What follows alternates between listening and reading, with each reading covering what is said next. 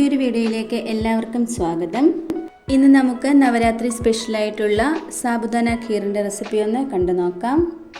ഈ ഒരു നോർത്ത് സൈഡിലൊക്കെ എന്ത് തന്നെ സെലിബ്രേഷൻ വന്നാലും ഈ ഒരു സാബുദാനയുടെ ഖീർ ഉണ്ടാവും, പ്രത്യേകിച്ച് നവരാത്രി ദിവാലി സമയത്തൊക്കെ. നമുക്ക് റെസിപ്പിയിലേക്ക് പോകാം. ഞാനിവിടെ 1 കപ്പ് സാബുദാന വെള്ളത്തിൽ കുതിർത്ത് എടുത്തതാണ്.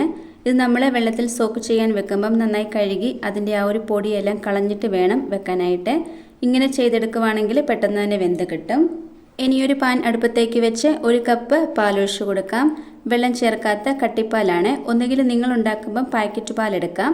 പാലിന് കട്ടിക്കുറവാണെങ്കിൽ 2 ടേബിൾ സ്പൂൺ പാൽപ്പൊടിയും കൂടെ ചേർത്ത് കൊടുത്താൽ മതി. ഇവിടെയൊക്കെ കിട്ടുന്നത് നല്ല കട്ടിയുള്ള പാൽ തന്നെയാണ്. അതുകൊണ്ട് 1/2 കപ്പ് വെള്ളം കൂടെ ചേർത്ത് കൊടുക്കുന്നുണ്ട്. ഇനിയും മധുരത്തിന് ആവശ്യമായിട്ടുള്ള പഞ്ചസാരയും കൂടെ ഒന്ന് ചേർത്ത് കൊടുത്ത് നന്നായിട്ട് തന്നെ ഇതൊന്ന് മിക്സ് ആക്കി എടുക്കണം. പാലൊന്ന് നന്നായിട്ട് തിളച്ച് വന്ന് കഴിയുമ്പോൾ നമ്മൾ എടുത്തു വെച്ചിരിക്കുന്ന സാബുദാന ചേർത്ത് കൊടുക്കാം. ഇത് നമ്മുടെ നാട്ടിലെ ചൗവരിയാണ് സംഭവം. ഇത് ഒന്നായിട്ട് ചേർത്ത് കൊടുക്കരുത്, പല പ്രാവശ്യമായിട്ട് വേണം ചേർത്ത് കൊടുക്കാനായിട്ട്. ഇല്ലെങ്കിൽ ഇത് പെട്ടെന്ന് തന്നെ കട്ട കെട്ടിപ്പോകും. എന്നിട്ട് ഇത് നന്നായിട്ട് തന്നെ ഒന്ന് മിക്സ് ആക്കി കൊടുക്കണം. ഇതിപ്പം പകുതി വെന്ത് വന്നിട്ടുണ്ട്. ഇനി ഇതിലേക്ക് സാഫ്രോൺ ചേർത്ത് കൊടുക്കാം. ഞാനിപ്പം ലിക്വിഡാണ് ചേർത്ത് കൊടുക്കുന്നത്. നിങ്ങളുടെ കയ്യിൽ ലിക്വിഡ് അല്ല എന്നുണ്ടെങ്കിൽ പാലിൽ മിക്സ് ചെയ്ത് ചേർത്ത് കൊടുത്താൽ മതി. ഒരു കളറും കിട്ടും, പ്രത്യേക ഒരു ടേസ്റ്റും ആയിരിക്കും. ഉണ്ടെങ്കിൽ മാത്രം ചേർത്ത് കൊടുത്താൽ മതി. ഞാനിവിടെ 3 ഡ്രോപ്സ് ആണ് ചേർത്ത് കൊടുത്തേക്കുന്നത്. ഇനി ഇത് നന്നായിട്ട് തന്നെ ഒന്ന് മിക്സ് ആക്കി കൊടുക്കണം. ഇതിപ്പം നന്നായിട്ട് വെന്ത് കിട്ടിയിട്ടുണ്ട്. ഇനി ഇതിലേക്ക് ഫ്രൈ ആക്കി വെച്ചിട്ടുള്ള ഡ്രൈ ഫ്രൂട്ട്സൊക്കെ ഒന്ന് ചേർത്ത് കൊടുക്കാം.